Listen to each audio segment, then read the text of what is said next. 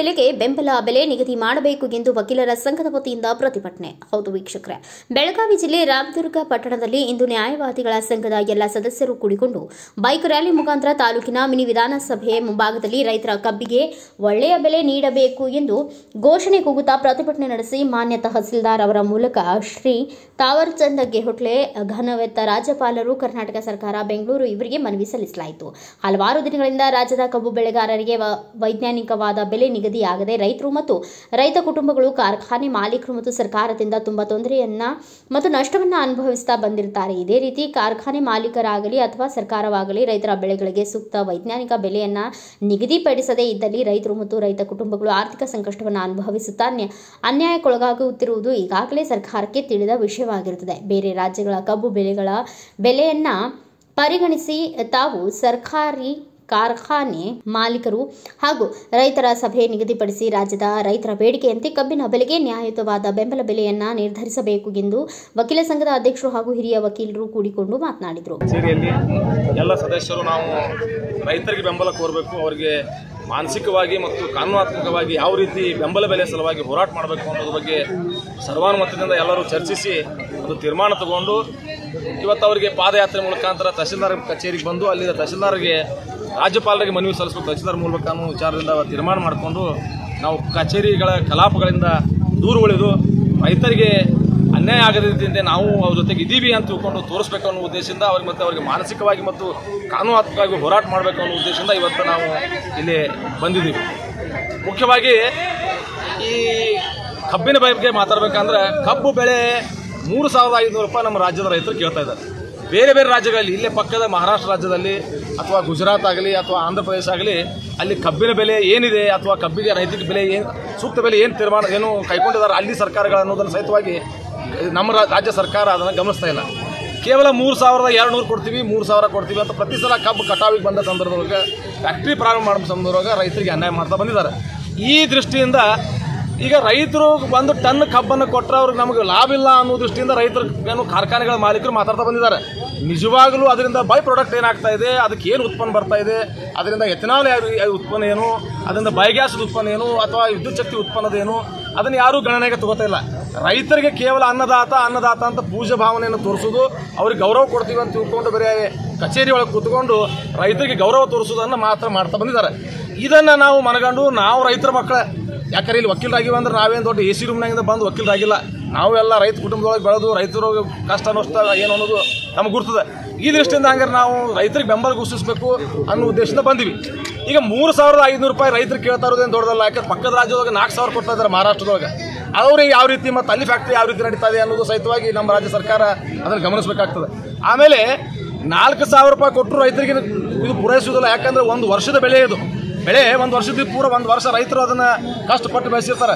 ಕೊನೆಗೆ ಕಟಾವು ಮಾಡೋ ಸಂದರ್ಭವಾಗಿ ಇನ್ನೊಂದು ತೊಂದರೆ, ಕಾರ್ಖಾನೆಗಳಿಂದ ಕಟಾವು ಮಾಡ್ತಕ್ಕಂಥ ರೈತರಿಂದ ನಮಗೆ ಏನು ಲಗಾಣಿ ಕೊಡ್ರಿ ಅಂತ ತಿಳ್ಕೊಂಡು ಇದನ್ನೂ ಸಹಿತವಾಗಿ ಸರಿಪಡಿಸ್ಬೇಕು. ಯಾಕಂದ್ರೆ ನೀವು ಪ್ರತಿಯೊಂದು ಹೊಲಕ್ಕೂ ಲಗಾಣಿ ಕೊಟ್ಟು ರೈತ ಕಬ್ಬು ಕಟಾವು ಮಾಡಿ ಫ್ಯಾಕ್ಟ್ರಿ ಕಳಿಸಿದ ಅಂತಂದ್ರೆ ಅವ್ನಿಗೆ ಎಷ್ಟು ನುಕ್ಸಾನ ಆಗ್ತದೆ ಸಹಿತ ರಾಜ್ಯ ಸರ್ಕಾರ ಆಗಲಿ ಅಥವಾ ಫ್ಯಾಕ್ಟ್ರಿಗಳ ಮಾಲೀಕರಾಗಲಿ ಇದನ್ನು ಗಮನಿಸಬೇಕು ಅನ್ನೋದು ಇಲ್ಲಿ ಅತ್ಯಂತ ಮುಖ್ಯವಾದ ವಿಚಾರ.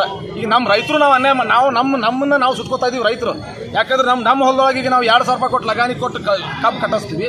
ನಮ್ಮ ಬಾಜು ಪಕ್ಕದ ಮನೆ ನಮ್ಮ ರೈತ ಏನು ಮಾಡ್ತಾನೆ, ಅವ್ನು 2,000 ಕೊಟ್ಟಾನ, ನಾನು 2,200 ಕೊಡ್ತೀನಿ ಬಾ ಮೊದಲಂತಾನೆ. ಇದನ್ನು ಸಹಿತವಾಗಿ ತಪ್ಪು ತಿಳ್ಕೊಬಾರ್ದಿಲ್ಲ.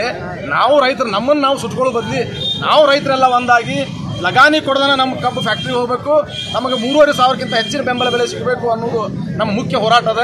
ಅದಕ್ಕೆ ದಯಮಾಡಿ ನಾವು ಎಲ್ಲ ಸಂಘದ ಸದಸ್ಯರು ಹೆಣ್ಣು ಮತ್ತು ವಕೀಲರು ಸಹಿತ ಬಂದಿದ್ದಾರೆ, ಹಿರಿಯ ವಕೀಲರು ಬಂದಿದ್ದಾರೆ, ಕಿರಿಯ ವಕೀಲರು ಬಂದಿದ್ದಾರೆ. ನಮ್ದೆಲ್ಲ ಹೋರಾಟ ಏನಂತಂದ್ರೆ ರೈತರಿಗೆ ಬೆಂಬಲ ಸಿಗುವವರೆಗೆ ಹೋರಾಟ. ಇವತ್ತು ವಕೀಲರು ಬೀದಿಗೆ ಬಂದರು, ಒಂದು ದಿವಸ ಕೋರ್ಟ್ನಿಂದ ಹೊರಗೆ ಉಳಿದ್ರು ಅಂತ ದಯಮಾಡಿ ಅನ್ಯಥಾ ಯಾರು ಭಾವಿಸಬಾರ್ದು. ನಾವು ರೈತರ ಜೊತೆಗೆ ಕಾನೂನಾತ್ಮಕ ಹೋರಾಟ ಮಾಡಲಿಕ್ಕೆ ಸದಾ ಸರ್ವಸಿದ್ಧಿ ಇದ್ದೀವಿ.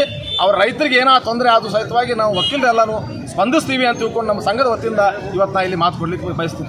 ಕಳೆದ 15 ದಿನಗಳಿಂದ ಜಿಲ್ಲೆಯಾದ್ಯಂತ ಏನೈತಿ ರೈತರ ಹೋರಾಟ ನಡೆಸಿ ಬರ್ತೈತೆ, ತಾವೆಲ್ಲರೂ ನೋಡ್ತಾ ಇದ್ದೀರಿ. ಇವತ್ತು ರೈತರು ಭಾಳ ಹೆಚ್ಚಿಗೆ ಏನು ಕೇಳ್ತಾ ಇಲ್ಲ, ಕೇವಲ 3,500 ರೂಪಾಯಿನ ಒಂದು ಟನ್ನಿಗೆ ಕೊಡಬೇಕು, ಬೆಂಬಲ ಬೆಲೆ ಕೊಡ್ರಿ ಅಂತೇಳಿ ಇವತ್ತು ರೈತರು ಒಂದು ಹೋರಾಟ ಅದ.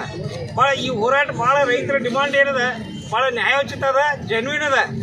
ಇಂಥ ಒಂದು ಡಿಮಾಂಡ್ ಇದ್ದಾಗಲೂ ಸರ್ಕಾರ ಇವತ್ತು ರೈತರನ್ನ ಹತ್ಯೆಗಾಯಲಿಕ್ಕೆ ಹತ್ತಿದ ಅಂತಲೂ ತಪ್ಪಾಗಲಿಕ್ಕಿಲ್ಲ ಅಂತ ಹೇಳ್ತೀನಿ ಬಂಧುಗಳಿಗೆ.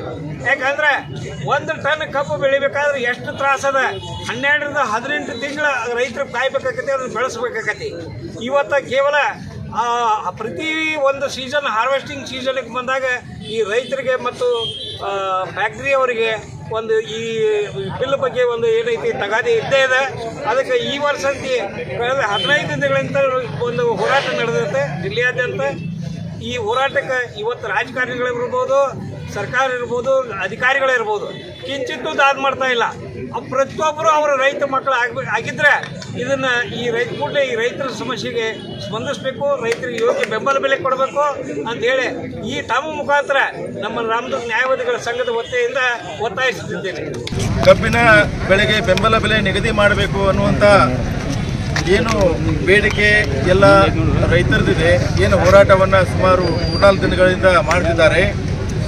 ಆ ಒಂದು ಹೋರಾಟಕ್ಕೆ ರಾಮದುರ್ಗದ ಅಡ್ವೊಕೇಟ್ಸ್ ಬಾರ್ ಅಸೋಸಿಯೇಷನ್ದಿಂದ ಬೆಂಬಲವನ್ನು ಸೂಚಿಸಿ ಬಾರ್ ಅಸೋಸಿಯೇಷನ್ನ ಅಧ್ಯಕ್ಷರು ಎಲ್ಲ ಸದಸ್ಯರು ಇವತ್ತಿನ ದಿವಸ ಒಂದು ಪ್ರತಿಭಟನೆಯನ್ನು ಹಮ್ಮಿಕೊಂಡು ಒಂದು ಶಾಂತ ಪ್ರತಿಭಟನೆಯನ್ನು ಮಾಡಿ ತಮ್ಮ ಬೆಂಬಲವನ್ನು ಈ ಒಂದು ಹೋರಾಟಕ್ಕೆ ಇದೆ ಅನ್ನುವಂಥ ಮಾತನ್ನು ಹೇಳಿದ್ದಾರೆ ಮತ್ತು ಲಿಖಿತವಾದ ಕೋರಿಕೆ ಪತ್ರವನ್ನು ಕೊಟ್ಟಿದ್ದಾರೆ.